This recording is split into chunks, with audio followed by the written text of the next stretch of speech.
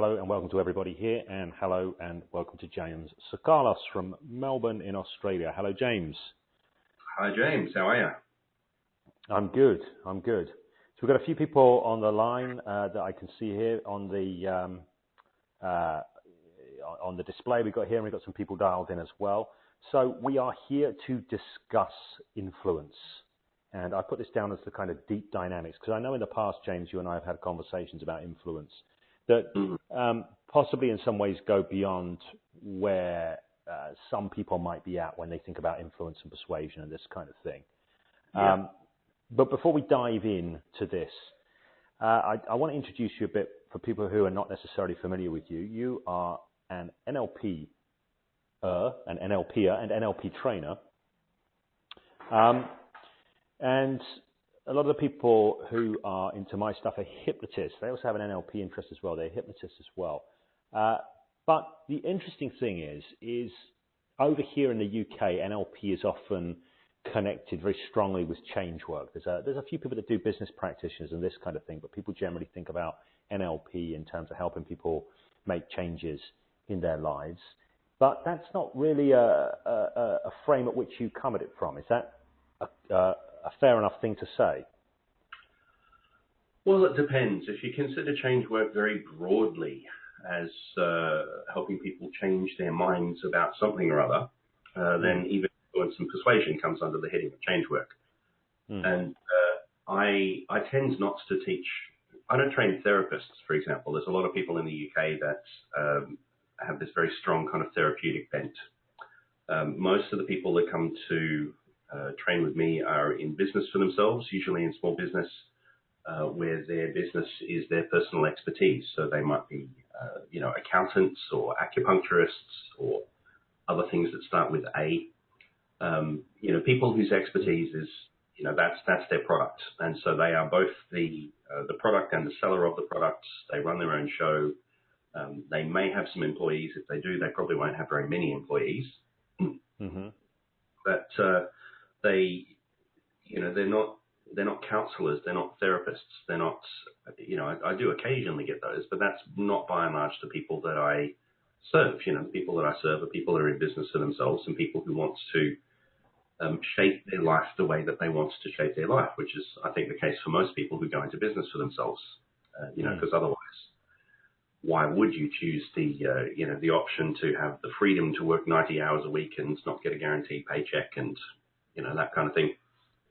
So if not to have some control over your life, have some ability to shape your life the way that you want to shape it. And so consequently, the kind of slant from which I present NLP and the various patterns of NLP is a combination of business applications, professional development applications, as well as general personal development, because working on yourself and being able to develop your own capabilities, your own capacity to work effectively in the world, to be able to communicate more effectively with people, to manage yourself more effectively, is absolute gold. And that's going to contribute to the quality of your life and your success no matter what you do. So I know a big area for you is modeling effective behaviors, modeling effective approaches to things. Yeah. So that's an absolutely huge thing for you. And I having spent some time on your master practitioner training, I love how you integrate that with so much else that you teach as well. It's not like you do the modeling over here and then you get on with the other stuff over here. It's sort of fully integrated in what you do. And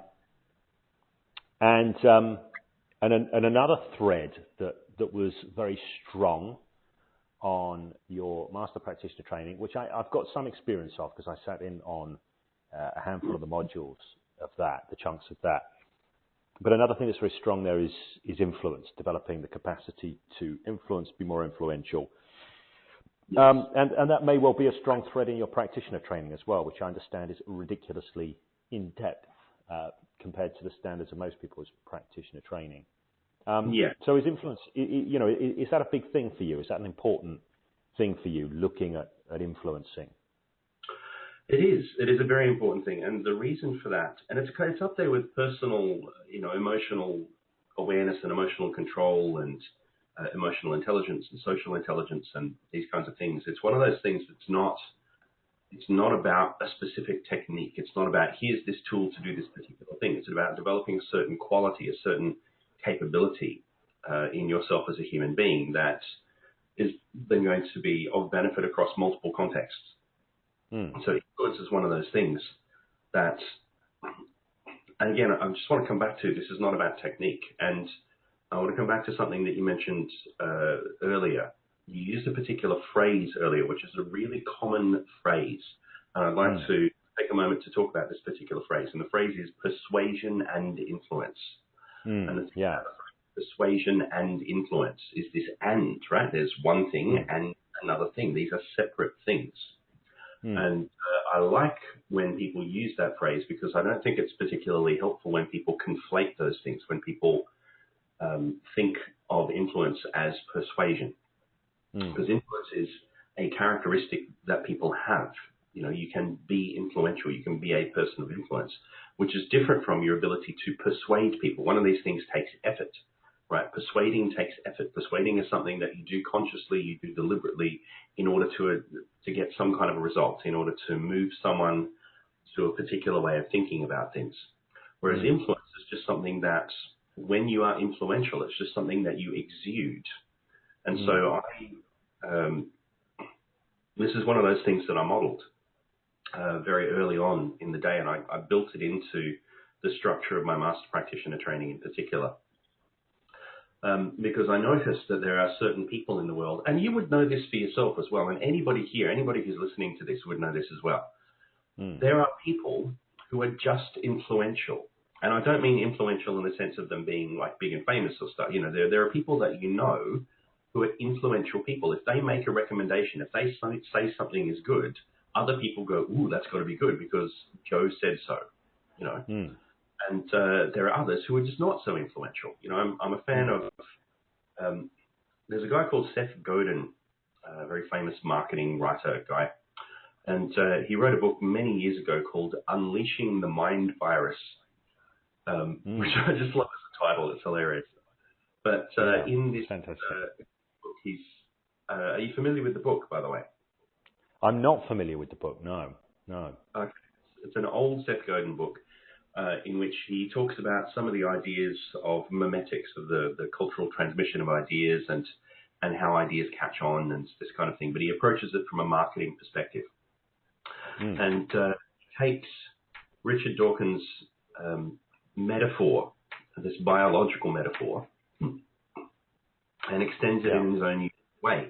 And he talks about ideas being spread from person to person via sneezing. And that there are some people who don't really sneeze, and there are some people who sneeze a lot. They are prolific sneezers. There's the, I think, the phrase that he uses, and there are people who sneeze. They don't sneeze prolifically. They don't sneeze very often, but when they do, they sneeze very powerfully. They are powerful sneezers. And he used this particular metaphor to describe the difference between people who don't usually spread the word about things. They're not particularly significant in ideas being passed from one place to another, versus people who will tell everyone about everything, like people that are prolific sneezers. They'll typically have very, very wide networks, and they'll talk about all sorts of things. They'll make sure that everybody knows about this really cool thing. They're prolific sneakers, but they're not necessarily powerful, right? When they tell everybody about this cool stuff, it doesn't really necessarily make that much of a difference. But then you have powerful sneezers, people who don't necessarily sneeze everywhere. They don't necessarily talk to everybody. But if they do talk to someone, they have an effect because they have this influence, that very powerful influence. And one of the things that I did very early on is I did a bit of a modeling project in which I sought out people who were powerful sneezers and people who were prolific, because I wanted to find out what was the difference between these people. And are there things that people who are powerful sneezers, who just seem to have this influence, have in common? And they do. There are certain things that they have in common. And it's about how they carry themselves, how they do the world, how they are perceived by others, how they relate with others. It's just it's a characteristic in them that means if you know one of these people, and one of these people, they don't even need to suggest anything. They might just say, "Oh, I'm going to go check this thing out on the weekend because I think it's going to be really cool." They don't even need to suggest that, "Oh, you should come." You'll just want to go anyway because, if this person is going to do this thing, then it must be a good thing. They just have this kind of aura of influence. People follow their lead. And that, for me, is what influence is all about. It's different from persuasion. Like someone who has that quality of influence, they don't need to do anything to be persuasive. They don't need to do any kind of linguistic tricks. They don't need to sell things. They don't need to do anything like that. Because if they're someone who's inherently influential within a certain group of people or in general, people will just follow their lead naturally with whatever they do. And they don't need to do anything on purpose. People are just going to follow them. So you might know people in your social networks, people in your business networks who are like this, who are just kind of natural leaders in the sense that people just kind of follow their lead. I don't mean people who put themselves out there and attempt to demonstrate leadership qualities and stuff like that, because they're rarely people that are actually leading anyone. You know that you're leading people if people just follow you. And this is the case. There are some people who, all they have to do is just mention that they've just discovered this cool thing, and anyone around them goes, "Oh, cool! I've got to check that out." They just have this quality that people just follow their lead, behaviorally and in terms of perceptions and in terms of that kind of stuff. And that's those qualities. The qualities of influence are different from the behaviors of persuasion. Persuasion is about behavior. Influence is about qualities that you embody. And I think that's a really important distinction. Yes, I think it is. There's an echo coming back from your end. Could you nudge your volume down just slightly, James? Sure. I think that should. Yeah, that's it. That's sorted the problem. Excellent. I was hearing my voice back. I think that's an important distinction. And whenever I say influence and persuasion, I'm always a little bit about the persuasion side of it, because I don't like persuasion. I probably got a slightly different frame around it from you, in that I divide things up slightly differently, but I think we're probably talking about a similar thing, into what I call gravitational influence. And the metaphor for me for that is always the sun, is that the planets orbit around the sun, not because of anything that the sun does to persuade them to orbit around it. It's just the nature of the sun, that the planets drop into these orbits around it. It's just part of the sort of beingness of the sun. It's just part of the quality of the sun. So I often use this metaphor of gravitational influence, which seems to align, at least to some degree, with what you're talking about here. I also think of strategic influence, and then for me that's still different from persuasion. And maybe this fine slice here is for my benefit, because sometimes I do like to press a few levers and do this kind of thing. But for me, strategic influence is smooth and seamless. Nobody notices shifts happening. Whereas for me, persuasion is a lot more of a clunky thing. It's like if somebody's persuaded, they know they've been moved in the position. They get a sense they've been moved. And I think this is where a lot of people go wrong when they're looking to influence people, or even when what I would call strategically influence people. People feel themselves being pressured and leveraged. They feel themselves being moved. And even if they concede to the new position, there's often sort of at least a nugget of skepticism and, well, we'll see about it. So for me, with persuasion, it's a clunky thing. There's a lot of push. It can engender a sense of being moved, and therefore can engender pushback. Now, the only reason that I have this distinction is because I do a reasonable amount of strategic influence. And for me, strategic influence and gravitational influence have to go together. Otherwise, you're trying to shoot a cannon from a canoe. The strategic influence, you could have a powerful bunch of weapons there, but if you've not got that kind of grounding, that base, it doesn't really go anywhere anyway. in addition to this, and one of the reasons for me, and this is just a personal distinction, is when I'm working with clients, I have an internal check, which is a little flag, so to speak, a kinesthetic flag that flags up whenever I catch myself trying to persuade anyone of anything.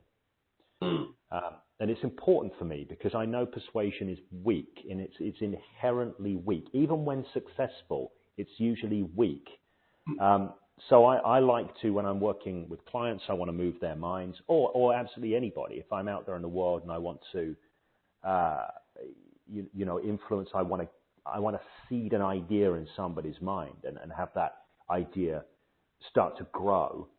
I want to stay away from persuading because it's an easy trap to fall into. So I have an internal kinesthetic check. And my personal rule is if I ever catch myself trying to persuade anyone of anything, I will back off. I will back right off from the kind of energy of persuasion, so to speak.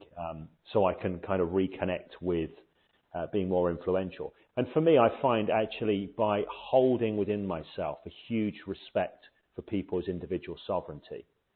So I see them as having sovereignty over their own life and their own decisions, and holding a respect for that. That enables me to actually increase my influentiality with them, which seems to be paradoxical on the surface of it, but that's the way it seems to work. So there's, so there's an additional distinction maybe I've got in there, which is probably one that's personal for me in terms of managing my own internal strategies of influence, but it might be one that resonates for other people out there, might be one that resonates for you. I don't know. It is certainly one that resonates for me, and I have a similar thing going on. I'm to use your frames around this of gravitational influence and strategic influence and persuasion. I'm also a bit allergic to persuasion.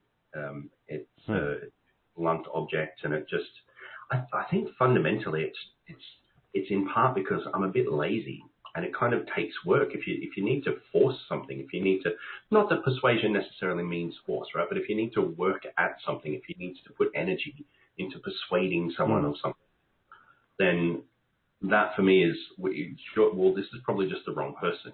I prefer someone that's just naturally going to go there. And that I think is where that strategic influence comes in, because a lot of that, and this is, if you don't mind, this is me going off in a slightly different direction to a conversation that you and I have had before. I think one of the factors that's a very powerful factor with regards to what you might describe as strategic influence rather than persuasion is framing. Is setting up a series of perceptual filters, setting up steering people's attention in certain ways that they themselves can connect things and can find themselves going through certain paths of thought. Seeding ideas, as you put it, for example. This is not forcing an idea into somebody's head. It's just seeding an idea so that idea can come into fruition in them at some point. And I think that's a really big part of this strategic influence, and it's a skill that you and I share in different contexts. But it's about creating the environmental conditions that make it optimally likely for someone to naturally take themselves in the direction that you would like them to go. Right, yeah. I think it's a far more organic thing than persuasion. Because that way, if that's something that's congruent for them, then they're going to go there. And if it's something that's not congruent for them, then they won't. And then that's fine. Because you're not, you're respecting their sovereignty, as it were. Yes, I think that is a really important thing to shine a spotlight on there. My take on that is people are meaning makers, and the behaviour that they engage in any given moment is the behaviour that makes absolute sense according to the sense they have made of that moment. Yep. And one of the things that's a big thing for me in the change work stuff that I do, which is my sort of main area of application, is I'm always looking at assisting. I always want to be helping. I don't want to leave the sense that people make to chance. Yeah. And this is the area where strategic influence comes in. I'm acutely aware and I track it in people's language. I'm always listening for the sense they're making, what I call their organization of reality in the moment. This relates to framing, how I think about framing. I'm constantly listening for somebody's organization of reality, and I'm constantly doing something I call speculative semantic modeling. Isn't that a wonderful phrase? Where I'm basically speculating as to what the likely consequences of that organization of reality is in terms of the ideas they're using or the frames that they have in place. Yeah. So I do this in training. I do a lot of framing and reframing on the fly because I'm always listening. If someone in a training asks a question, I'm actually more interested in, what is the organization of reality that this question is coming from? Yeah. And is that aligned with where we want to be going here? Because if it is, all to the good. If it's not, then that's really what needs to be addressed. So whether it's a training context for me, or whether it's a change work context, or out there in the world, because sometimes I find myself in other contexts. Today, I found myself at the bank, opening up a new business account for a new business and needing to help the business bank manager make sense of things in a way that would have him nodding along smoothly and making yummy sounds. So this is the thing. This is an important thing. It's the seeding that helps people organize their reality in a particular way or make sense of the moment in a way that certain behaviors are going to emerge. And I think that this is the key with strategic influence, exactly as you say. Whereas persuasion is normally trying to sort of crowbar something directly, crowbar perhaps behaviors directly, rather than just, setting up that sense-making set so the behaviors inevitably roll forward from that. So yeah, that's a nice spotlighting there that I think is well worth making. So thank you for that. One of the things I'm curious about here. So let's bring something else in that can intersect with this, which is the idea of hypnotic language.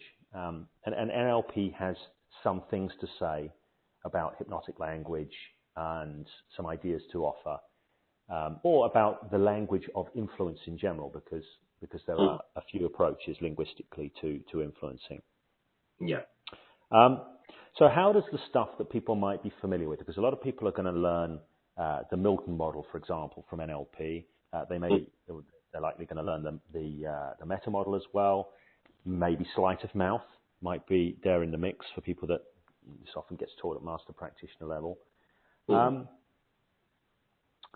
How do these kinds of language models, which are in a sense they're mappings of language behaviors, choices in language behavior, how do these fit with what you would talk of as influence, I would talk of as gravitational influence? How does this fit in the influencing package, certainly the way you teach this, with regard to this kind of deeper stuff? I would suggest that they do not fit at all in terms of what I would describe as influence, what you would describe as gravitational influence, but they absolutely can be applied in the context of either persuasion or what you might describe as strategic influence. These different language models, these different language patterns, which, work in different ways.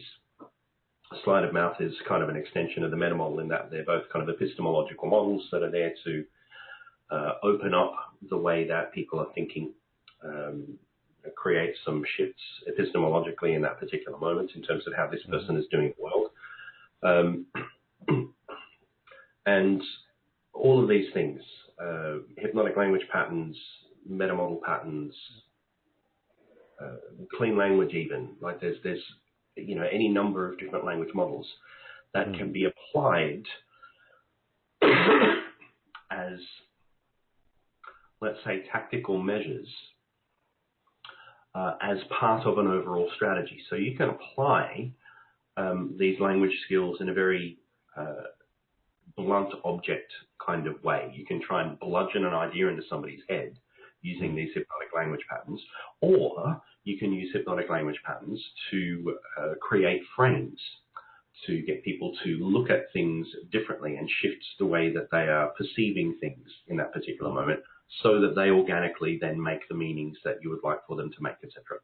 So you can use these skills. You can use hypnotic language skills. You can use the meta model. You can use sleight of mouth. You can use clean language. You can use any number of other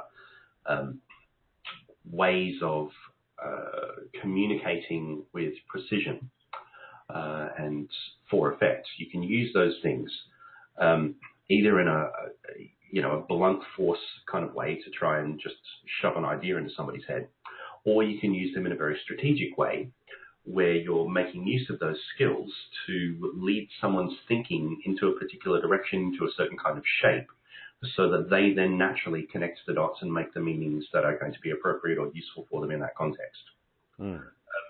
So I would suggest that those things are things that you can use as tools, either from to use your kind of three-way description of these things of gravitational influence, strategic influence, and persuasion. You can use these things as tools in the context of either persuasion or strategic influence. But I think that gravitational influence, this inherent quality, this inherent characteristic, is a whole different kettle of fish. I don't think it has anything to do with these kinds of language patterns. It has everything to do with the way that you organize your reality and the way that other people perceive that, rather than the way that you use your language to communicate in a particular way. Yeah. And I think that this is an important thing with gravitational influence. And this is one of the things that I teach people in hypnosis training, not usually in the hypnosis skills boot camp or anything that I do like that, but usually when I'm mentoring people further down the track, is a lot of people, when they are learning, say, hypnosis, and especially conversational hypnosis, they get really hung up on the idea that my job is to alter that person's organization of reality and their experience of things and all of this. But one of the things that I often point out to people is that you will always speak from where you're at. Yes. You cannot not speak from where you're at yourself. And oftentimes, a more sophisticated way to approach influence, I think, I would say that learning hypnotic language and these kinds of things, if you just kind of inculcate it into your sort of unconscious skill set, then it can end up supporting your gravitational influence, because you're going to speak from where you're at, and those skills are going to kind of organize themselves according to the particular, according to where you are coming from, and perhaps make your communication in a much more kind of organic way, a less micromanaged way, perhaps more elegant than it would have been otherwise. But generally speaking, this is I really do believe this is the most profound level of influence, is to start really getting into being able to shift your own organizations of reality. Absolutely. And then once you shift that organization of reality, you can just speak and communicate from it. And, well, shit takes care of itself. Yeah. Because you cannot not communicate the organization of reality that you're coming from when you communicate it. So this is a hugely powerful way to develop influentiality. Yeah, this I think is one of the massive benefits of something like spiral somatics, in that when you are able to simply move into a particular way of doing the world, that's the ideal, the optimal way of doing the world in this particular context. You don't need to think about the stuff to say or anything. It's just going to come out. Like, all of the right things are going to, your whole internal organization is just going to arrange itself so that things flow in the correct way. This is one of the things that I think is a characteristic of this gravitational influence. Because again, going back many, many years, I modeled out a bunch of people who had this kind of gravitational influence. And some of the things that they had in common. And one of the things I just want to mention now, because I want to get it out of my mind so that it's not it's taking up headspace right now, since something that you said ages ago. Which is that one of the characteristics of people that have this kind of gravitational influence is that they discriminate. They don't just say everything's good or everything's bad. They don't just,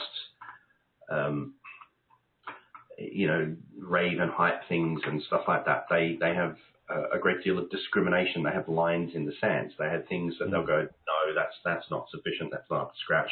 They're kind of curators, as it were. And when people learn this, when people learn that these people have really firm lines in the sands, these people have really stringent criteria for what's to recommend or what's to not recommend, what's to do, what not to do, what kinds of, when people have got that kind of stringent criteria, then if one of these people is going to do something, then you know that that's a good thing to do, because they don't just do anything. If you know that this person recommends something, then you know that that's something that's going to be good, because they don't just recommend anything. They only recommend good stuff, and they will steer people away from stuff that's not up to scratch, and they steer people away from behaviors that they have this kind of discrimination. And I think that has something to do with the seeming paradox that you were talking about before. In terms of respecting people's sovereignty and that kind of stuff. It's, this demonstrates that I have lines in the sand. I have standards. I have integrity. So I just wanted to talk about that so I could get it out of my head, because it's been sitting in the back of my mind, taking up space for a while now. But to come back to what we were just talking about, a couple of the other characteristics that I modeled of people who have this gravitational influence is that, one, they have a great flexibility in terms of being able to congruently be inside a particular way of doing the world. So they have ways of being in the world, ways of, they're able to go into what John Grinder a million years ago might have called demon states. They're able to go into a particular way of doing in the world that's not polluted by any other way of doing in the world. If they are going into a competitive frame, for example, then everything that they are right now is completely congruent with this competitive frame. If they're going into a way of doing the world that's all about taking care of the people around them, then everything that they are is completely congruent with just taking care of the people around them. They're not having incongruence. They're not having a whole bunch of things that are kind of conflicting at the same. Once they are doing the world in a particular way, everything about them, every fiber of their being is doing the world in that way, which again is one of those things that non-verbally demonstrates a great degree of integrity. It means that, whatever way of being in the world that they're doing right now, they are doing it. Like it's not fake. It's not, they're able to enter completely into this, but they're also able to shift into different ways of doing the world. They're able to cleanly shift into different modes, different ways of organizing reality. Because from one particular way of being in the world, from one particular kind of, internal culture, one particular way of organizing reality, you're going to naturally have influence with people who do that way of doing the world. If you're someone who, for example, is very meticulous and very careful in all of the things that you do, then you're going to have more influence with other people that are very meticulous and careful, because there are certain shared values there. And that is demonstrated very clearly non-verbally. But you're not going to have the same kind of influence with someone who's wild and carefree and wants to just go bungee jumping on the weekends. It's not going to be that same overlap of values that's there. And so people who have this strong gravitational influence are able to really fully embody a particular way of doing the world and have great influence with people who have that way of doing the world. But they also have the ability to embody a whole bunch of different ways of doing the world. This is one of the characteristics of people who have really strong gravitational influence. But another characteristic, and this ties back in with the framing stuff as well, is they have the ability, having had that experience, having had that in the bones familiarity with a bunch of different ways of doing the world, they know how to point towards the benefits of a particular way of doing the world, a particular way of organizing reality, to someone who's coming from a different way of organizing reality. so they can open up people's perceptions quite effectively by being a translator, as it were, between two different ways of doing the world. They can translate between two different ways of doing the world. So then instead of there being any kind of conflict between two different ways of doing the world, two different cultures, two different ways of being, they can say to someone who's in one particular worldview, one particular way of doing the world, I know what this is like. They can just demonstrate non-verbally. I know what this is like. I know where you're at. And here's this other way of doing the world. Here's this other way of organizing reality that you may have seen in a particular way. You may have made meaning about that way of organizing reality. You may have made meaning about that way of doing the world in a particular way in the past. But allow me to translate this for you, and they can translate between these different ways of doing the world. So they can demonstrate the benefits, for example, to someone who's really meticulous and careful. They can demonstrate the benefits of being carefree, being, out and up for things and action-oriented and that kind of stuff. They can demonstrate the benefits of that to someone who's very meticulous and careful, for example, from the perspective of someone who's very meticulous and careful. They're able to translate that, and vice versa. They're able to take the person that just wants to go bungee jumping and demonstrate to that person from inside that person's world the benefits of being meticulous and careful from time to time. Right? Rather than trying to be, holier than thou and all that kind of stuff, they can translate. They can go, I've been in both of these places. I know what both of these places are like. And they're actually both pretty cool. You haven't necessarily been over here yet, but let me show you why from our way of doing the world, that's actually a pretty cool thing to do. And so they have this natural skill at kind of opening up people's perceptions through fostering greater understanding of different ways of organizing reality, different ways of doing the world, because they've been there. Right. Yeah.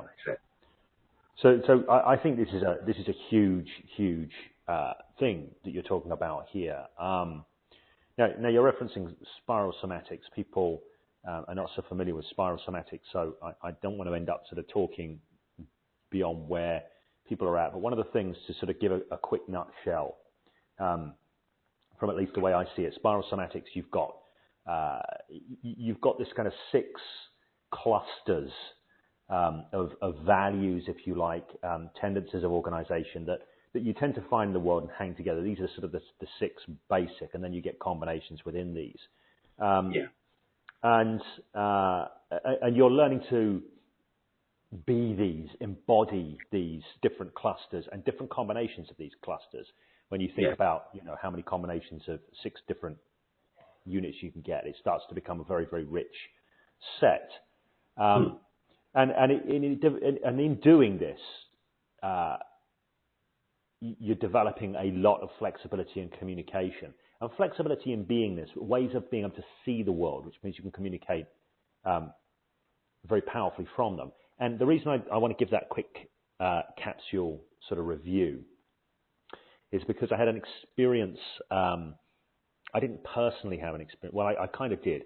After the spiral training last year, I found myself for the first time ever having quote-unquote supervision, because I'm not in the mainstream world of therapy and this kind of thing. I've never had supervision before, like a real therapist is supposed to. But due to a particular organization I was working with, I was required to have supervision. And the supervisor was very, and I'm going to use a bit of jargon, and I apologize to people who are out there and unfamiliar with. They were very blue meme supervisor, which was fascinating to me because it's not an area I sit comfortably in. But this particular supervisor was asked to mediate between 2 people within this organization, one of whom was also very blue beaming. This means they did a particular set of, to translate for people out there, they did a particular set of values, a particular way of doing the world, between someone who was very blue beam and somebody else who was very orange-purple. Now, you don't need the content for this, people listening. You don't need the content. Just understand that they were different. They had two very different ways of being in the world and organizing reality. But the mediator, who had professional qualifications in mediation and all of these things to say that they were good at what they did, unfortunately had no ability to be in both of these people's worlds. They immediately gravitated towards the one side, whilst believing that they were being impartial, which they clearly were not and could not have been being, and had no real capacity to do an effective mediation job there. Because they lacked that ability to, this very thing that you're talking about here, they lacked that ability to connect into these different ways of being and translate between the two. And I think this is such a powerful thing, because when people think about influence, they often think about the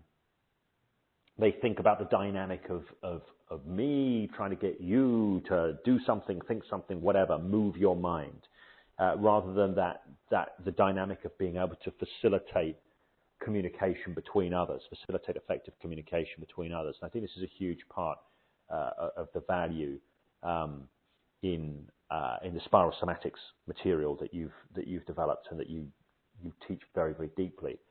So I really get the value in that. And if somebody was a professional mediator,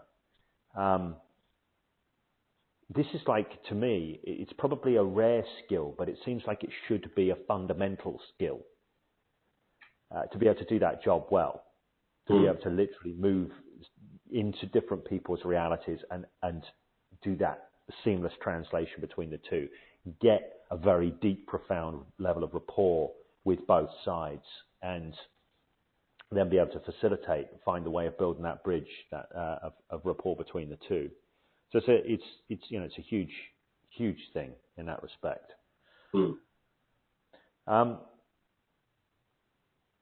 There's some questions. I'm going to check in this. I'm going to refresh the questions here. There's a few questions that came in ahead of the event, and there's a question come up here that says, "What do you mean by organization of reality?" I'll give a quick answer to that from my perspective. You do not live in the world as it is.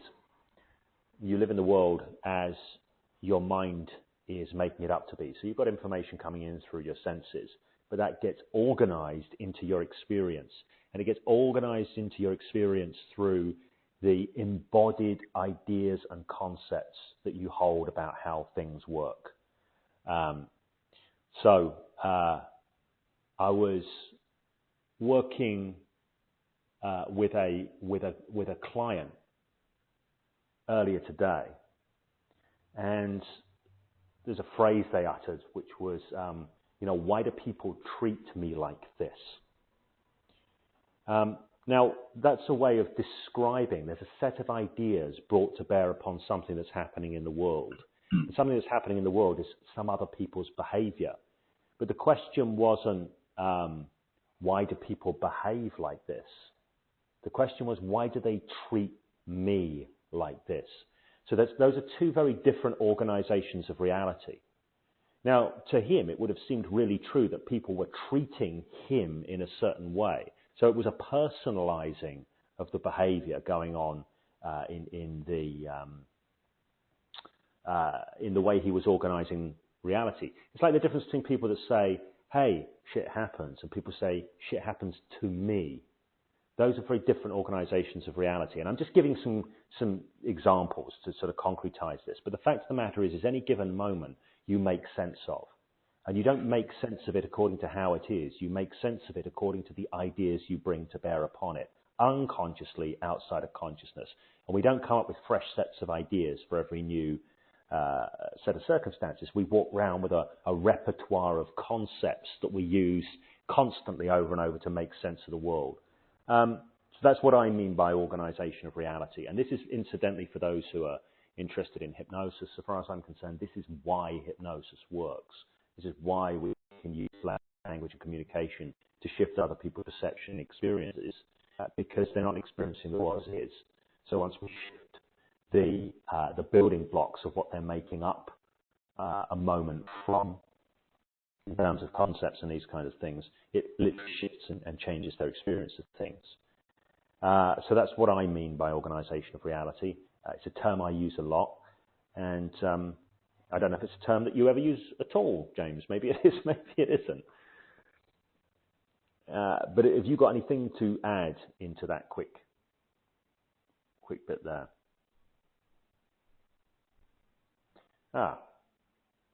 So has James gone?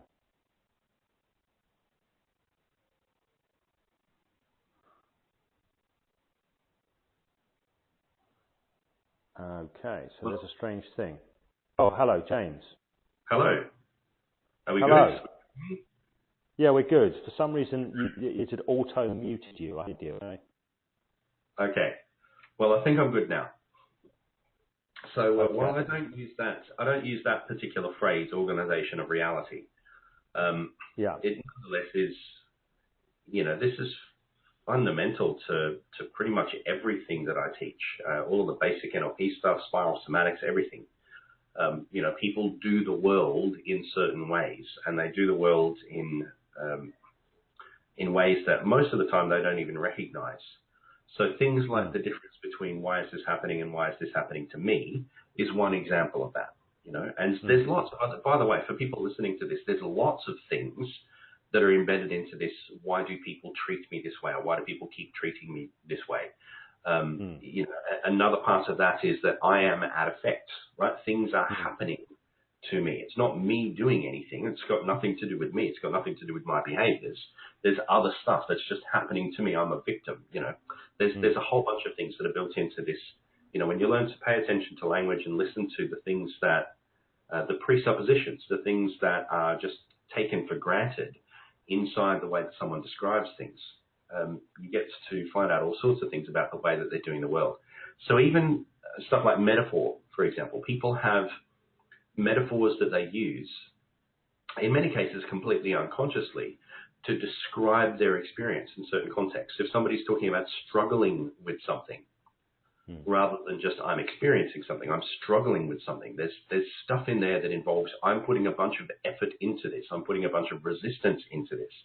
If somebody talks about business being like a game, for example, that's a very different frame, it's a very different way of experiencing and doing the world than someone who uses more kind of warfare-oriented metaphors for business. So, for example, one of the things that I often will use as an example of this with some of my students, billionaires, Richard Branson, Donald Trump.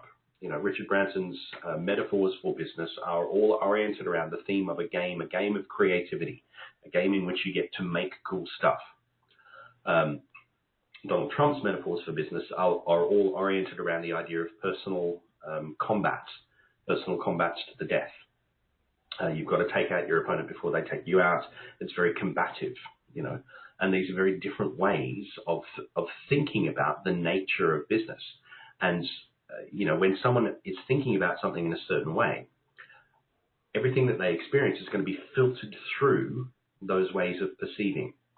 Right, the same behaviors in the world from someone who's taking a really combative, a very, like a war-oriented way of looking at business, for example. Certain behaviors on the part of other people, they're going to interpret those as potentially as hostile behaviors, or as things that I need to be careful of, or as whatever it might be. But the same behaviors for someone who's coming from a, business is a game frame are going to be interpreted very differently. And so that person's experience of the world is going to be massively altered on the basis of how they perceive things. And so their experience filtered through those particular perceptions, those ways of doing the world, will then reinforce the perceptions that they have. And so people get into these ways of doing the world that just get more and more and more reinforced over time as they become habitual. And eventually it gets to the point where people don't even think to question their perceptions in the world. They just think, well, this is just how it is. And they confuse their perceptions or their experience, their subjective experience with reality. And people will tell you all of this is one of the things that blows my mind is that people will tell you all of the time, this is just how it is. This is true. This is real. This is the thing that's actually happening. But the only thing they're ever describing, the only thing that I'm ever describing, the only thing anyone is ever describing if they say stuff like that is actually this is the experience that I am having. And these are the meanings that I am making of what's going on. But people will just assume that that's the truth, that's reality. It's just their personal reality as distorted by their way of doing the world. And you can't take any of it, like, you know, nobody has a completely undistorted experience of the world. Everybody has their own filters, they have their own ways of doing the world. And so it's not about trying to get rid of them all so that you can, you know, experience the grand universal truth of things or anything like that. It's about recognizing when you have a particular way of doing the world, is that something that's working for you right now? And is that something that's working ecologically in the context that you're in right now? Because if so, yay, keep it up. And if not, then maybe step out and think about how you could do a different way of doing the world. Is how I think those things. Right, that was beautifully, elegantly put. And I'll just say, with regards to the kind of change work that I do, I put a video up recently called, I think it was called Sherlock Holmes Coaching, because it's a huge thing for me. I'm constantly listening, and as I mentioned earlier, I do so in the training. I'm listening to how a person's putting their reality together and figuring out what might the implications of this be, and how might the implications of this relate to the thing that they're here saying that they want to change. Because my job is often assisting them in finding a different way of organizing their reality. Because the way people organize their reality shapes the options and choices they see and shapes the behaviors that spontaneously emerge from that. People do what makes sense according to the sense they're making. And they always do, pretty much. So if somebody's caught in some kind of stuck pattern of behavior or whatever, I'm always interested in how they're organizing their reality. And it's a big part of how I personally work. And the thing is, this is one of the things, I mean, often in NLP, they talk about eliciting people's beliefs and all of this. You don't really need to elicit anyone's beliefs because they're speaking from them the whole damn time. They're acting from them the whole damn time. You don't really need to elicit them as much as more sort of deduce them from the clues that are there unfolding in front of you. And there's a lot of clues in people's language, in the words they use, but there are also, and this is one of the things that you're very specialized in, James, there are a lot of clues in people's non-verbal communication as well, which is a subtler art, which actually is a subtler art that you make very easy to be able to do, I think, you know, based upon your approach to teaching it. Thank you.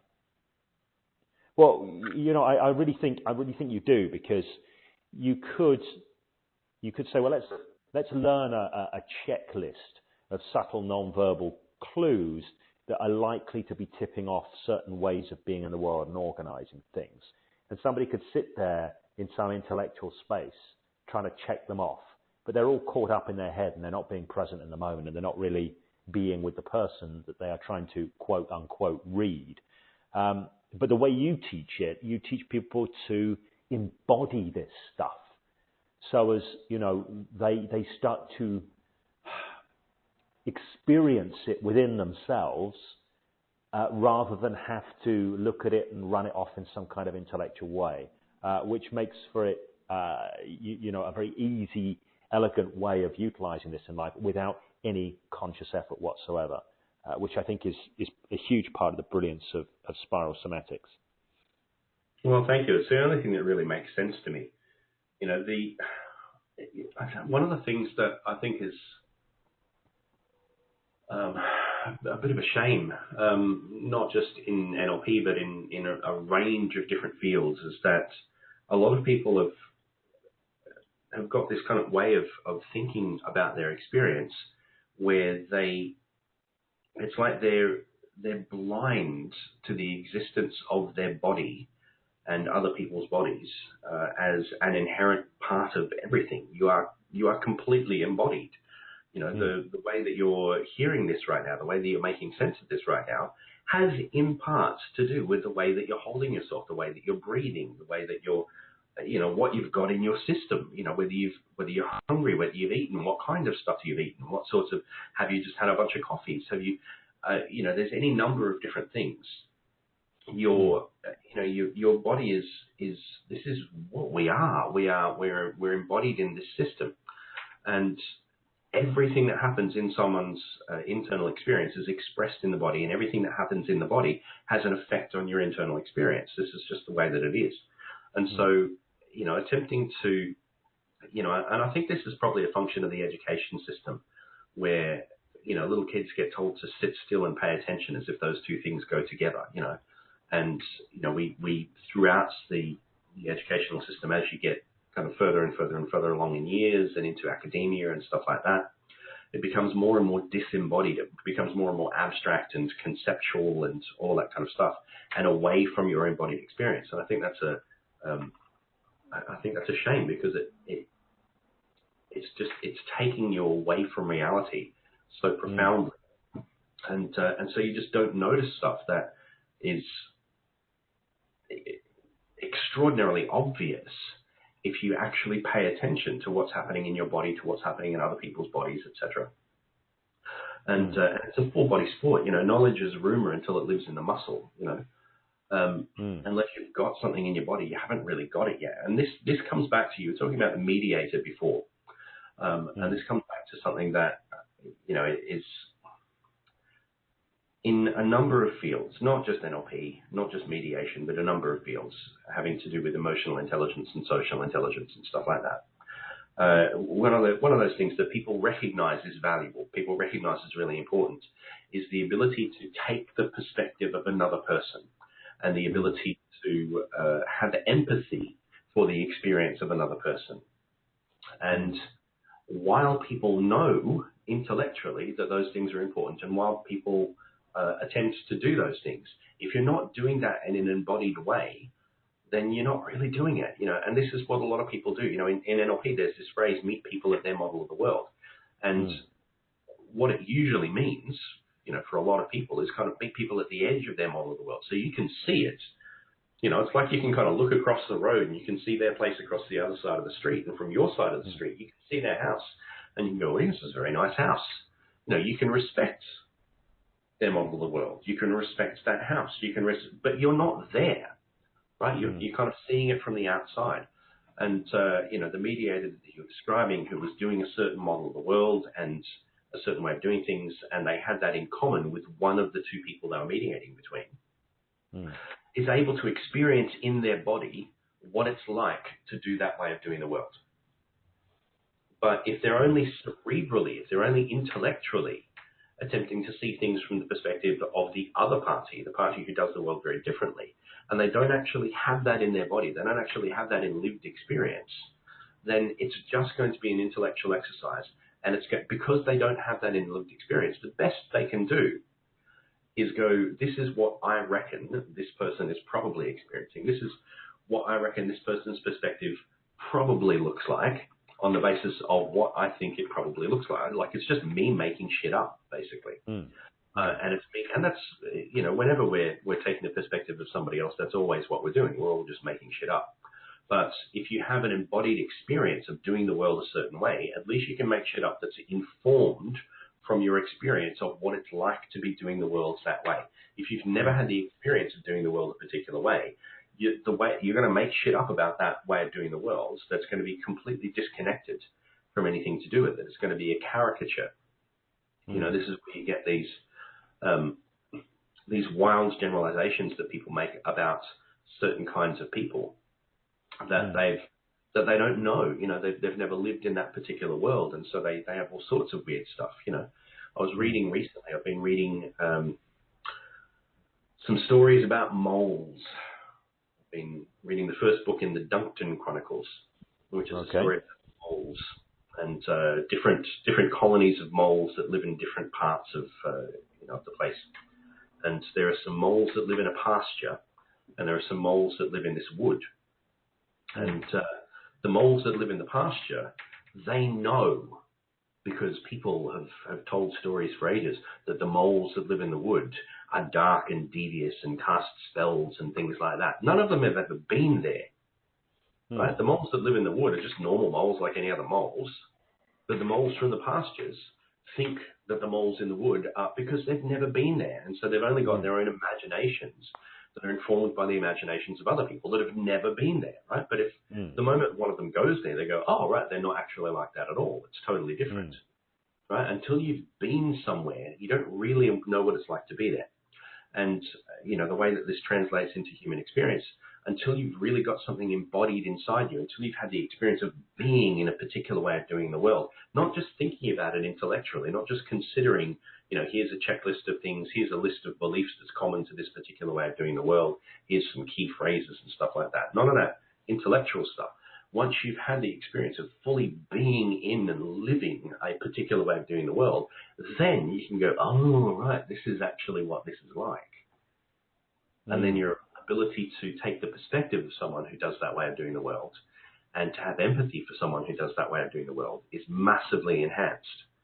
And that's the thing that was missing from that mediator. They clearly had really good embodied references for the way of doing the worlds that one of these people did, but not the other. Yeah. And that's, it's important to do things embodied. Right. It's hugely important because in a context like that, where the mediator has embodied references for one party and maybe some guesswork about the other, they cannot not be biased. Yeah. And if they're coming in biased, they're not really able to do the job that they're supposed to be doing professionally. That would be my judgment on that. I own that judgment 100%. But that would be, my judgment on that. And I think this is why, this is such a hugely important thing. I think it can also naturally get us to the point where if we do want to be influencing people in a certain direction, we are going to be a lot more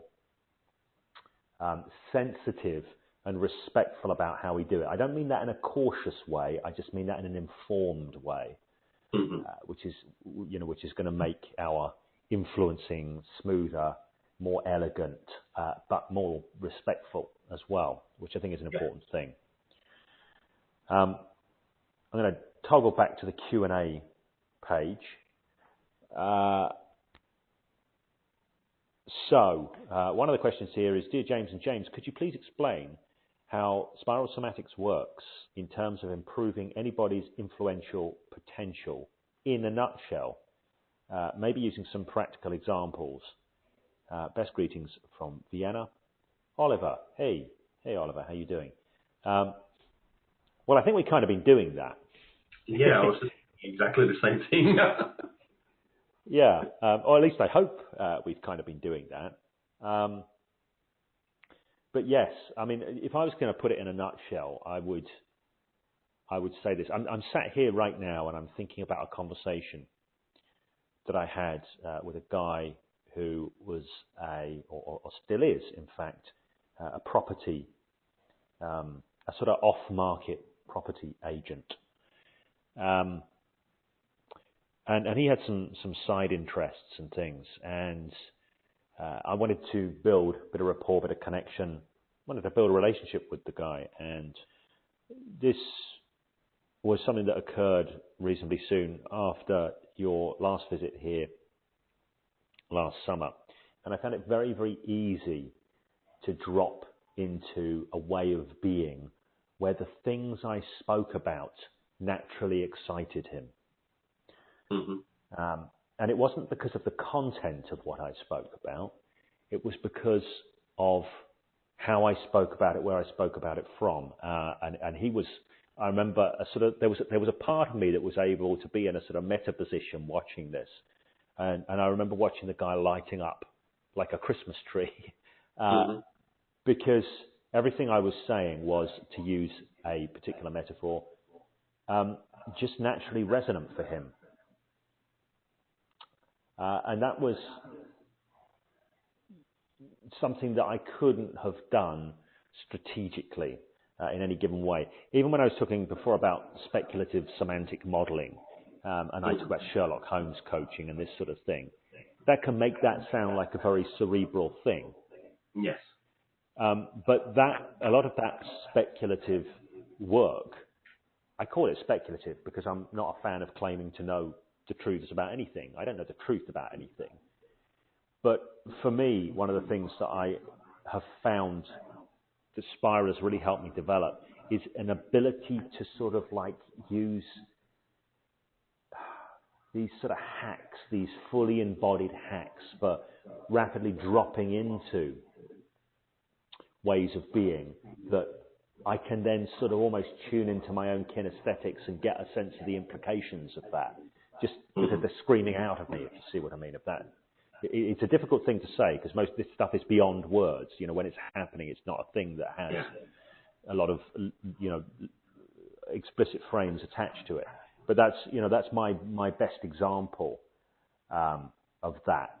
But, you know, you can drop into a way of being and be it and have it embodied so that everything that you do, every move that you make, every word that you say is resonant for the person that you're communicating with.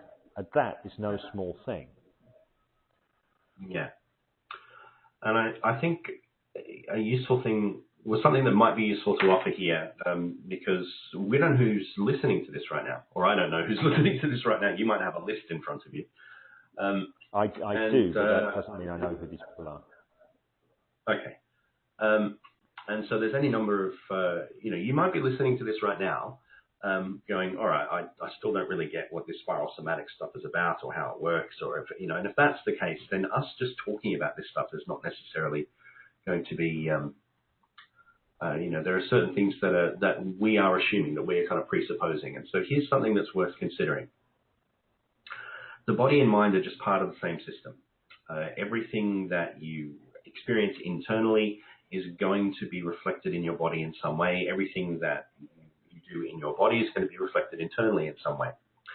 So the training of spiral somatics is about exposing people to different ways of doing the world, both in terms of beliefs and values and attitudes and stuff like that, but also in terms of the physical embodiment of those things. And so when you're able to drop in to certain ways of doing your body, certain ways of holding yourself and breathing yourself and moving and all that kind of stuff, that naturally affects your internal experience and naturally kind of evokes in you certain ways of doing the world. And so when James talks about dropping into a particular way of being, by simply allowing your body to morph, allowing your body to go into a certain way of holding itself, a certain way of breathing, a certain way of moving, certain things in terms of the muscles. There's a whole bunch of stuff that we go into. So there's a lot of body work. But allowing your body to go into that naturally evokes these ways of being in you, which then naturally evoke certain ways of communicating, certain ways of paying attention to things, so that when you meet someone, in the context of influence, let's say, when you meet someone and recognize that they're doing the world in a certain way, which you'll be able to see from the way that they're holding and using their body, etc. And when you recognize that and you allow yourself to drop into that way of doing the world, the words that come out of your mouth, the gestures, everything that you do is naturally going to be congruent with that way of doing the world. And what that means is that you can meet someone, drop into this way of doing the world, and the first words that come out of your mouth are things that this person is going to recognize immediately as signals that you get them, that you're on the same page, that you're in the same world, etc. It's a really powerful first impression. And even before you say anything, just there are certain things that are going to be communicated non-verbally that, again, are going to demonstrate the same kind of thing. And the beauty of this is that this is just going to happen just by by dropping into these ways of doing the world and allowing your body to just drop into this way of doing the world, this stuff is just going to happen naturally. So you can consciously pay attention to, let's say, the message that you want to convey, or the outcome that you might have, or whatever it might be. But your way of communicating, your way of being, is just going to naturally emerge without you needing to consciously think about any of that. So you can have your attention on your own outcomes, on your own, whatever you want to have happen as a result of this particular communication. But all of this other stuff is just going to be there, and it's going to emerge spontaneously, and so you don't have to be conscious of it. And so you've got a whole bunch of extra stuff that's going to be working for you that, it's almost like having somebody else working for you. You've got a whole bunch of stuff that's going to be working for you in addition to anything that you're putting your conscious attention on at that particular moment in time. And it's really powerful, and it's really fast. And it's one of those things that's very difficult to convey until you've had the experience, because, again, this is an embodied experience. I always get people asking me, I'm not in this city, I'm on the other side of the world, I can't come and do the live training because I'm in I don't know, Nepal or something. Do you have any books? Do you have any? And that stuff is not going to get there. This is embodied. This is about your embodied experience in a range of different ways of doing the world. And it would be a little bit like, reading books about kickboxing, or reading books about pole vaulting or something like that. No amount of books that you read is actually going to get you there, but having the experience is going to get you there. And having the tiniest experience, the moment that you do something, the moment that you get something in your body, you will really quickly learn a whole bunch of stuff from experience that would take hours to describe. And you'll just get that stuff in an instant in live experience. It's like learning to ride a bike. You could know even better, right? So I'm not sure from where people are listening, right? Imagine, if you will, that someone who had never experienced this read a bunch of books about the nature of an orgasm, and as a way of them making sense of the experience. What's an orgasm like? And they'd never had one, right? And they read a bunch of books. You could read countless books, and you're not really going to have the experience. You're not really going to have full, But the moment that you have one, instantly, there's a whole bunch of information there that just can't be conveyed in that time frame in written text or in any other form, right? But in an instant, there's a whole bunch of sensory information that's all interconnected, it's all integrated, that gives you this whole gestalt of like, oh, right, I've got this whole experience now, I get this now, riding a bike, any number of different things, right? There's any number of things that once you have the embodied experience of something, you get so much more so quickly than you would ever get in any other way. And so we're doing a webinar right now. You're listening to a bunch of stuff. And if you've not had the experience yet of learning spiral somatics, then, anything that we're talking about in terms of talking about spiral somatics here is just going to be kind of cerebral stuff until you have an experience. You have an experience, and all of a sudden you get all of this stuff. And so, when James talks about meeting with this, estate agent and dropping into a certain way of doing the world, there's an experience that goes that. There's a physical, there's an embodied experience that goes with that. That's very difficult to describe unless you've had that experience. But it's an experience in which a whole bunch of things just emerge spontaneously. A whole bunch of things just naturally occur, which are optimal things in terms of the relationship between yourself and this other person. The kinds of things that have this person, as James said, lighting up like a Christmas tree. And this is stuff that is not about conscious, cerebral, analytical kind of stuff. This is something that emerges as a way of, as a result of, in a really embodied way, dropping into a certain way of doing the world. So that's another reason why on this call we haven't gone through. I mean, I mentioned that there's these kind of six, I always call them clusters, these six clusters of values, concepts, deep stuff, much of it's pre-linguistic. And we haven't bothered going into a description of these here because there's no point. It's not going to, it doesn't get get you the experience that's going to help you really go, oh, right, yeah, okay, I get this. See, when I try and talk about it, I can't talk about it because a lot of it's beyond words.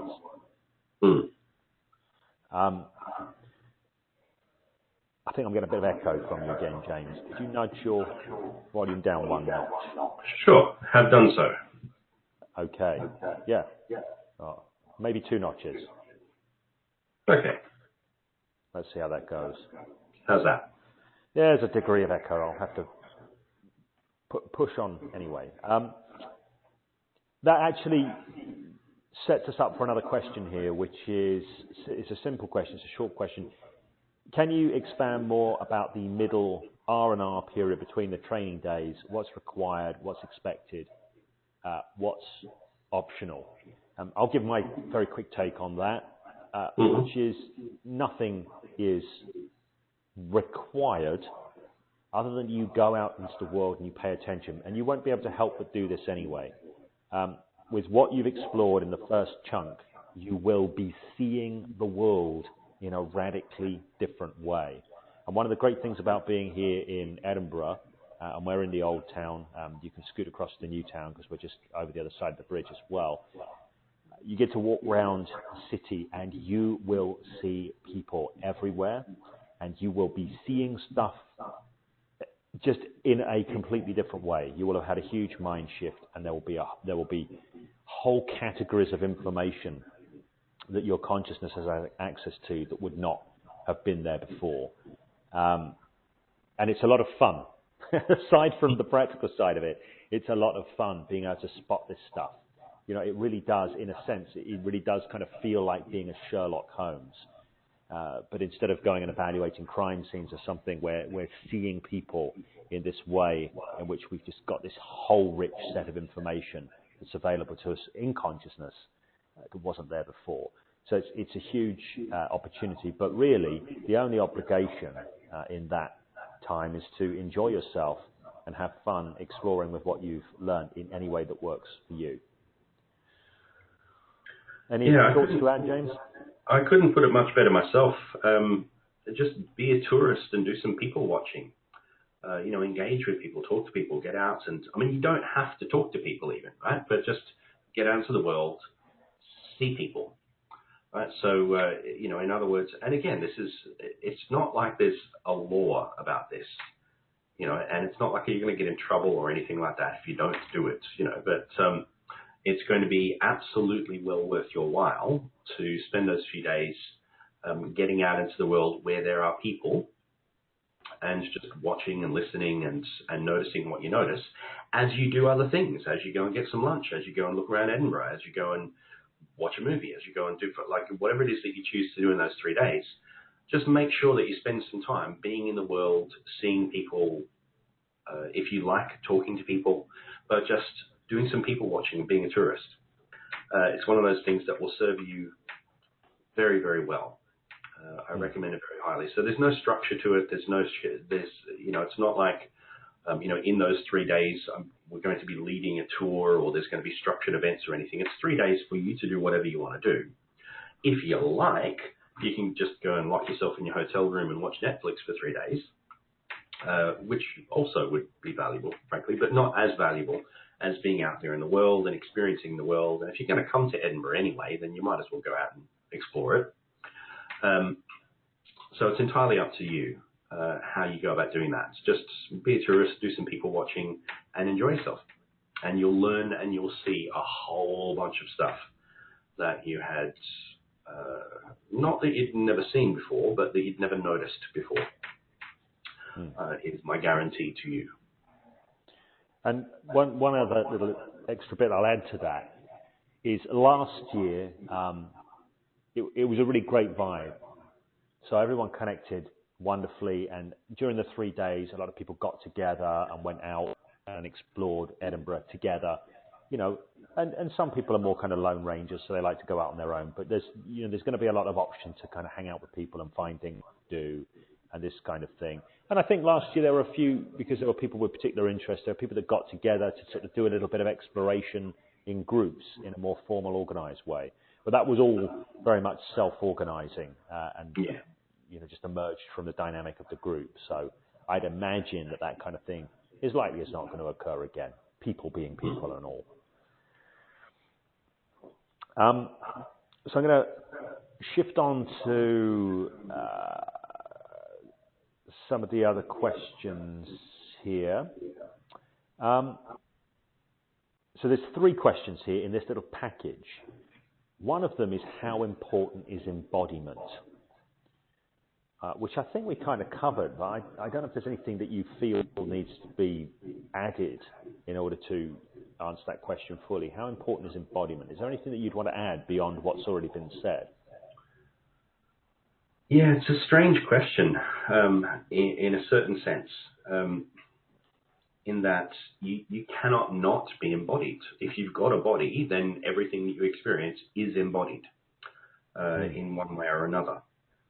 And so I think it's very important to be aware of embodiment, because that then kind of allows you to be more self-aware and be more socially aware and this kind of thing. But you cannot not be embodied. If you have a body, then everything that you experience is embodied. For the purposes of spiral somatics, taking the opportunity to really kind of dive into and experience in an embodied way these different ways of doing the world is greatly valuable in terms of your own flexibility, your own development, your own way of being able to be in the world. And there is also value. It's not going to be the same degree of value, but there's also value in just being in the room and experiencing from the outside, being able to see these patterns in physiology in other people. So there's kind of 2 sides to this. One is your ability to see these patterns in other people, and one is your ability to do this stuff in yourself, in your own physiology. They both have different benefits. Your ability to recognize where someone's coming from, you'll get that just from being able to see how other people are using their bodies. But for your own personal development, for your own ability to congruently access different ways of doing the world, the more you're able to get this into your body, the greater the benefits to you in terms of widening and expanding your way of doing the world. And sometimes, people find themselves with certain physical limitations. This is one of the other things in terms of embodiment. Sometimes people find themselves with, someone might have a spinal issue or something like that, and they've got certain things that limits them from having the same kind of flexibility and freedom with their body as other people. And where that's the case, that's where you get some one-on-one attention, one-on-one coaching in terms of some of the things that you can do. So we're always going to work with, if I've got somebody in front of me, I'm always going to work with this person in terms of, okay, how best can I help this person get this stuff into their bodies? Which might mean that there are certain elements of physiology that we need to kind of, maintain in safety in certain ways, and other elements that we can explore and we can kind of build in, because the whole thing's connected as a system. We also need to be respectful, and I think it's very important to be respectful of physical limitations in the event of, for example, injury or accident or stuff like that. If someone is physically limited in certain ways, particularly in terms of spine, if anyone's got a spinal injury or something like that, then there are certain things that we can work with and other things that we will just preserve for the purposes of safety. But broadly speaking, in terms of, how important is embodiment, if you've got a body, then everything that you experience is embodied. And awareness of embodiment, I think, is very important for your own personal development, your own self-awareness, and your awareness of others. But embodiment itself is, you just can't get away from it. If you've got a body, you are embodied. Yeah. I think one of the things as well worth mentioning is this course is transformative. And I know some people go, buzzword bingo or whatever, bullshit bingo, transformative. People use this term a lot. But it is transformative because it is literally going to open up your repertoire of being on a complete mind-body level. You will have greater flexibility of experience and choice in being in the world afterwards, aside from all the influencing stuff and all of that kind of stuff. It's transformative in that sense. Now, I'm not saying by that this is a therapy. It's not a therapy, but it is transformative in that sense. And a large part of that is because it's about what's in the muscle. It's about what's in the body. And our kind of deep, what I call our deep operating system, that organization of reality, the concepts we bring to bear. One of the things that I found very interesting in reading Lisa Feldman Barrett's book, How Emotions Are Made, is her point that every concept that we organize the world by contains information about body states. Because everything that we do, everything that we think is about orientating us in the world. And that's physically orientating us in the world, how we actually bring ourselves to bear upon the world around us. And that is always through our body. And for this reason, concepts are embodied things. They're actually pre-linguistics. Words and concepts are not the same thing. They are embodied in all kinds of patterning. And by opening this up, by opening up these channels, by increasing this repertoire of being, it's life-changing, I think, in a great many ways. And it certainly has been for me. I can speak from my own experience there. And I've also had similar feedback from other people. So for this reason, embodiment is not so much important, but profound, I think. The embodiment aspects are quite profound. So that I'd want to add that bit in there as well. That kind of leads on to the next question here. Do you think language will become obsolete? No.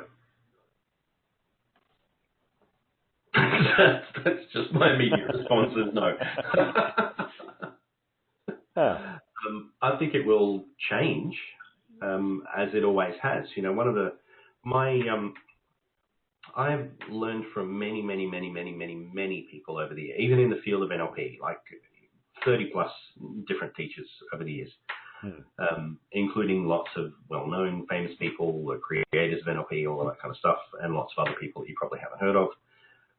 However, probably my most important teacher was my mentor, whose work forms the basis of spiral somatics. So spiral somatics is largely my extension of and refinement of work that he started, so some revolutionary stuff that he started many years ago. He just passed away last year, but I spent many years in a full-time apprenticeship with him. And the thing about Rog in terms of this is that an apprenticeship has an NLP trainer, by the way. And so we co-trained many times. Now, Rog, as I mentioned, he passed away recently, and he passed away because he was getting on. He's was old enough to be my dad. We were of a different generation. And so he's, was an older gent, and was an older English gent, and came from a certain, he was educated at a certain time in history, certain social, economic standing, etc. And so he had a certain view, especially having moved to Australia, had a certain view of the English language. And because it's the Queen's English, this bastardization that takes place in Australia, and good Lord, good knows what they've done to murder the language in the other colonies in America. And, so he had very, very particular ideas about the English language. And he's one of these people who today would be described as a grammar Nazi. So he's very particular about this is the way that language should be. Now, I, at university, did a little bit of study of linguistics. And one of the things that you learn pretty early if you study linguistics is that language evolves. Language is constantly evolving. It's constantly changing. We're not speaking like Shakespeare right now. And it's not as if there was a particular moment in time where someone flicks the switch and the language changed from like Old English, Shakespearean English into modern English. There was no switch that got flicked. It just naturally evolved. It naturally changed over time. Even the meanings of words change, pronunciations change, grammatical, all sorts of things change. So language is always defined by its popular use. And so these days there's a lot of ways in which language is being used differently now than the way that it was used even 10 years ago, 15 years ago. And so I think language inevitably is going to change. And I think it's going to change more rapidly over time. I think that's just one of those things that happens. But I don't think it's going to become obsolete. That's purely I can't predict the future. That's just my speculation. I don't think it's going to become obsolete. But I think that it's going to change, and it's going to evolve, and it's going to develop in ways that we can't necessarily predict. So I have no idea what language is going to look and sound like 50 years from now, for example, what English is going to look and sound like 50 years from now, let alone any number of other languages. So, but that's just my 2 cents. That's just what I reckon. I've got no evidence for that. I can't say conclusively that this is exactly how it's going to be. It's just what I reckon. I don't reckon it's going to become obsolete, but I do reckon it's going to change as it always has. Yeah. I don't think it's going to become obsolete because it has phenomenal utility. And it will continue to have phenomenal utility.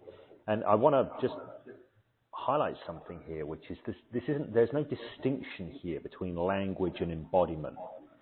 One of the things I often point out to people when I'm teaching hypnosis is that all words are attached to concepts, but not all concepts are attached to words. And a word isn't synonymous with the concept that it's attached to. It's more like a handle that sort of attaches to that concept. Now, concepts themselves, they're not linguistic constructs. They may partly come to us through language, but once they are actually there in the operational level, they are embodied. This is Lisa Feldman Barrett's point about all concepts containing information about body states. And they don't just contain information about body states, they are encoded in body states. So there is a connection between language and embodiment. Because we can only ever speak from our conceptualization. Our conceptualization is always embodied. So it's not a case of like, right, if we get more into embodiment, we need language less. They are all part of a sort of an integrated system. And this is one of the reasons why by learning to embody different ways of being in the world, you automatically speak differently from them without having to explicitly learn a different language. Because the conceptualization shifts, and therefore the language that's naturally attached to that is going to shift in correspondence with it. So, there's no it's not embodiment versus language here. That's what I'm saying. They're one system. That's my 2 cents on that anyway. And I think that's, here you go. What's your motivation, James, to do what you do? Which bit of what I do? That is unspecified, giving you huge license. Cool. Well, golly, I've always been fascinated by human experience, by the limits of what human beings are capable of, what people can do, what's possible for us. That's something that's driven my curiosity, and it's driven my fascination since I was a teenager. Possibly earlier, I don't even know, but certainly since I was a teenager. And consequently, when I encountered NLP, which is about the structure of these things, and particularly modeling, I'm very passionate about modeling. And modeling is fundamentally about, I want to make I don't want to go on a huge big soapbox thing about modeling here, by the way, so I'll try and restrain myself a little bit. But one of the important things about modeling is that modeling is not just like learning something. The distinction is that modeling is about capturing the difference between the way that someone does something exquisitely well and the way that other people who do the same thing do it, who don't do it quite so well. So, if you think of, I imagine, James, that since probably a lot of your people will be listening to this, they'll be familiar with Milton Erickson, hypnosis stuff, right? So Milton Erickson was a hypnotist. So when the people who modeled Milton,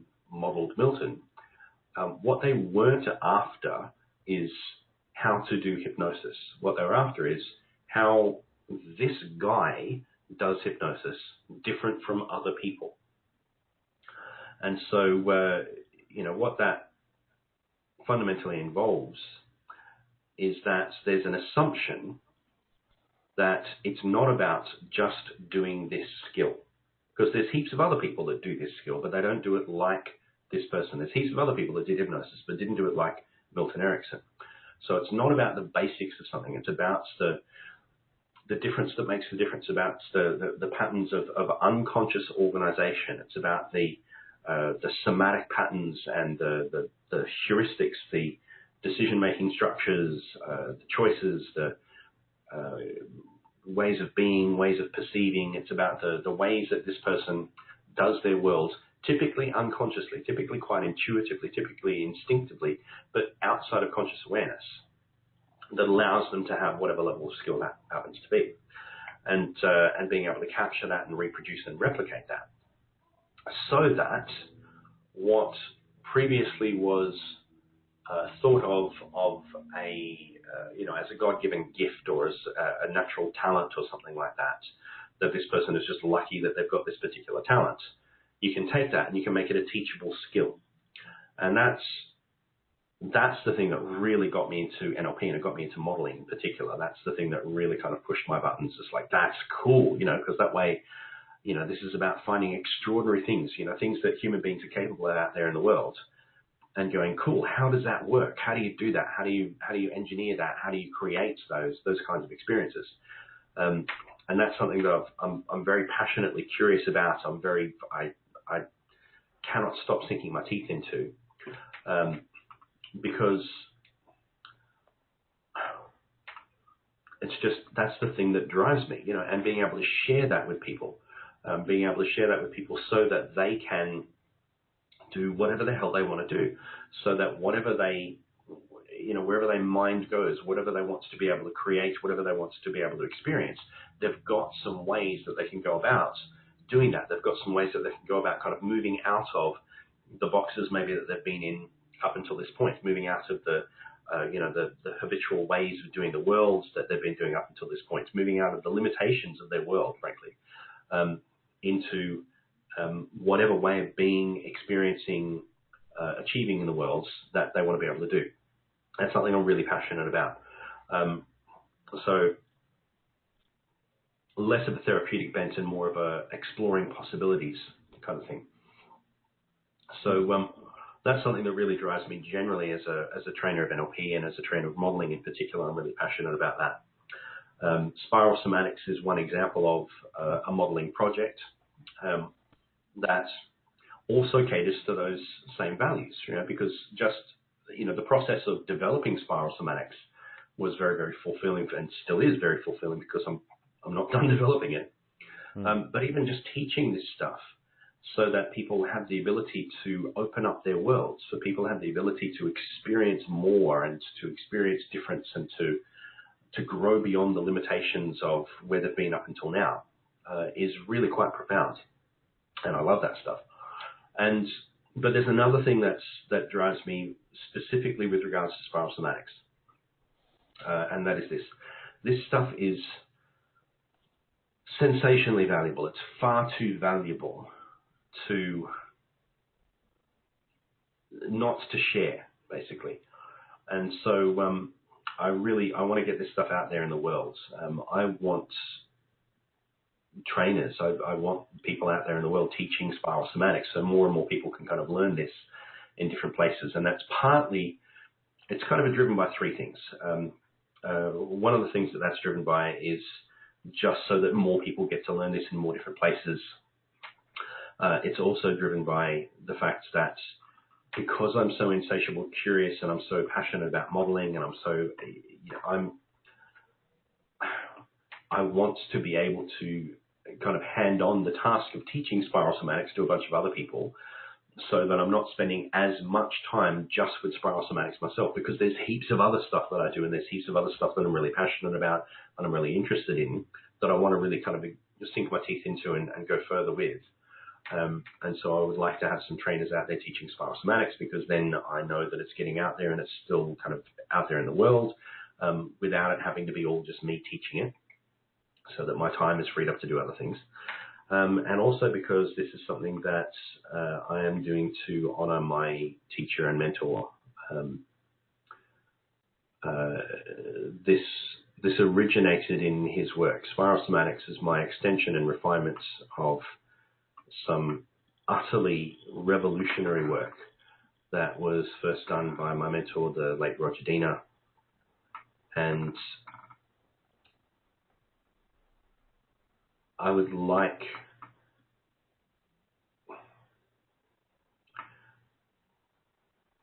this stuff to be out there, so that the effects of his work, so that the legacy of Roger's initial work spreads, ripples, as a, I don't know, it might sound sentimental or corny or something like that, but I owe it to my mentor. I can't really put it in better words than that. If you could see me right now, you probably wouldn't need the words. But I owe it to Roger. And so there's three things driving with spiral somatics. One is just my fascination with this stuff. One is getting it out there and helping people to be able to expand their words and expand their world and expand what's possible for them. And the other is I kind of have to. I feel duty bound in Roger's memory to ensure that this stuff gets out there.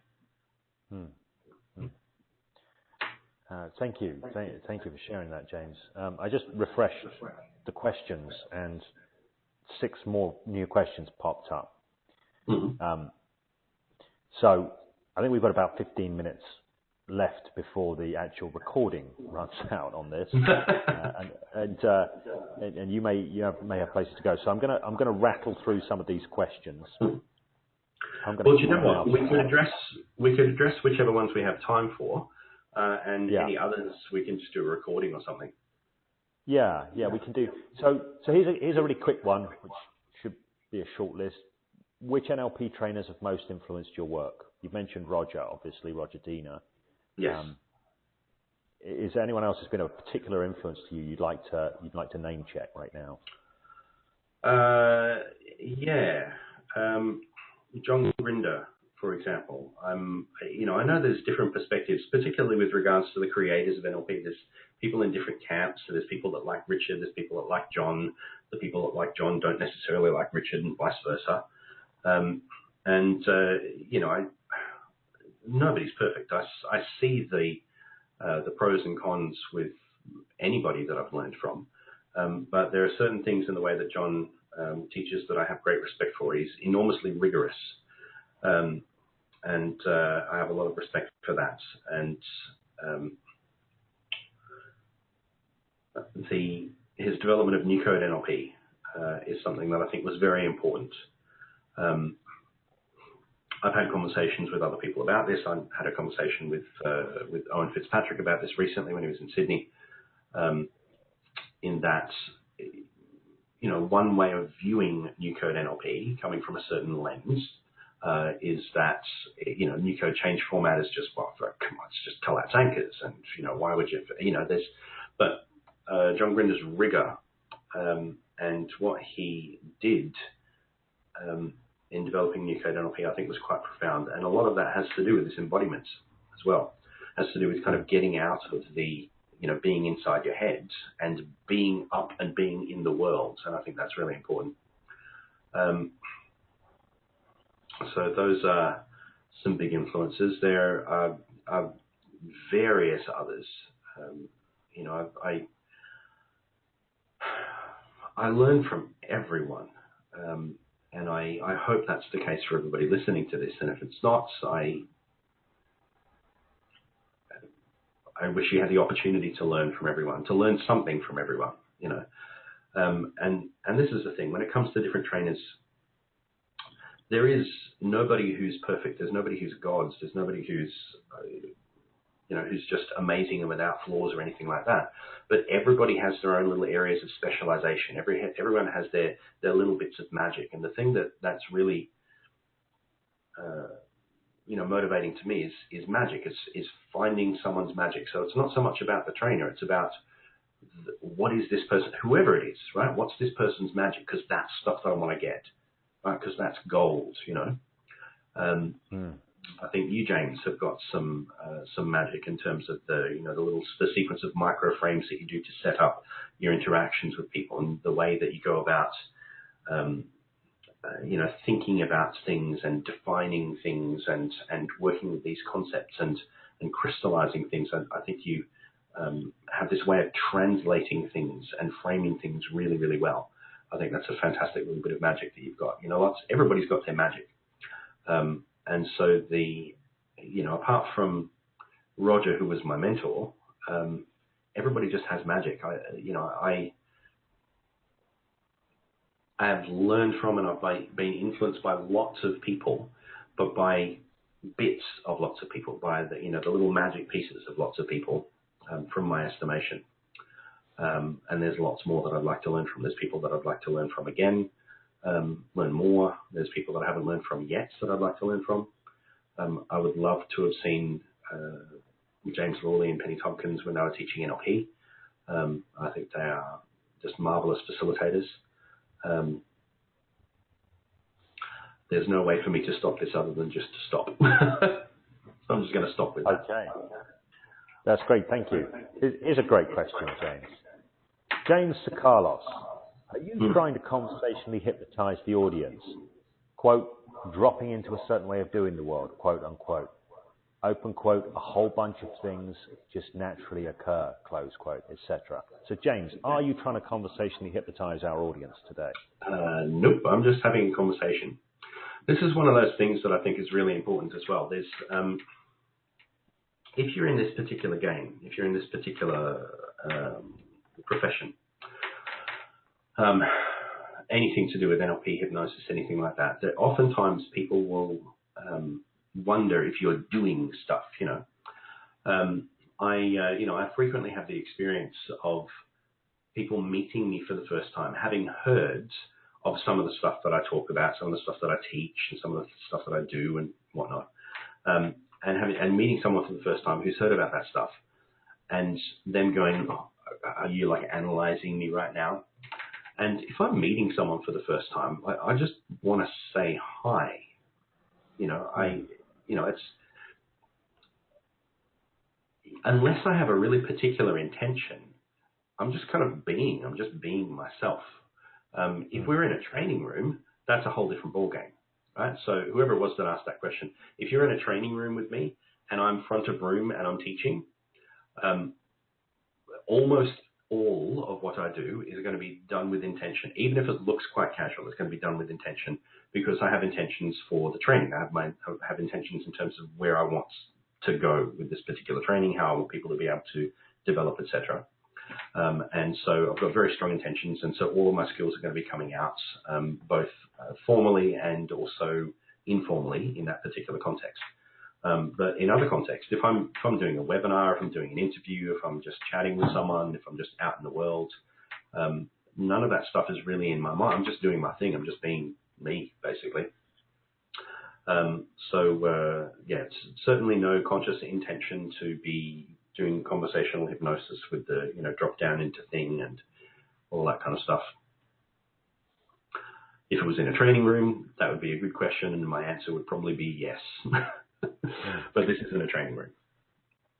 Yeah. And again, you know, from my perspective, and I'll just say this quickly, I always love that thing, that old story about Bandler and Grinder, that John Grinder, when they trained together, John Grinder would come on and say there's no such thing as hypnosis, and Bandler would loom in behind him allegedly and say everything is hypnosis.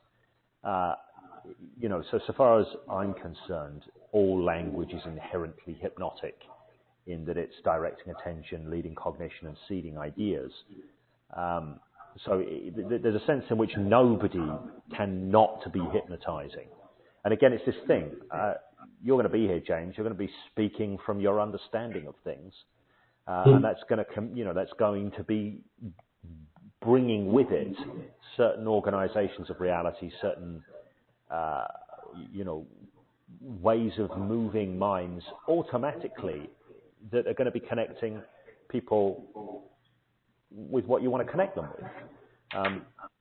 So, you know, and I think this is one of the things about learning NLP, learning communication skills, these kinds of things. They do become a part of how you communicate, not because you're trying to use them.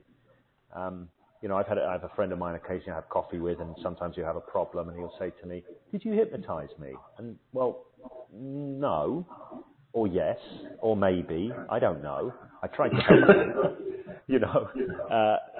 But I think that's, you know, one of the things that happens when you train in this kind of stuff. It becomes part of your repertoire. So, you know, it's going to kind of be in the mix, although perhaps not with that intention in place, I think. Yeah. So thank you. I thought that was a fantastic question. I couldn't miss that one. It had to be in there. So, if we got those... do you think that staring down at phone screens, that by staring down at phone screens, people are incidentally invoking a particular mindset or way of being? People often look so sad and bored when they look down at their screen. Is the screen the cause, or is it possible that the positioning of the body has an effect on the mind? Yes. I personally believe that, because again, you can't not be embodied. Whatever is going on with your body is going to be affecting you internally. So the posture that people hold when they're staring down at a phone screen is going to be affecting them. I sometimes go a little bit more depth into this when I'm teaching spiral somatics. There's a particular model of the world, for example, that reinforces that particular way of holding oneself reinforces. But short answer, I believe that is influencing people's experience. Yeah, I think it is as well.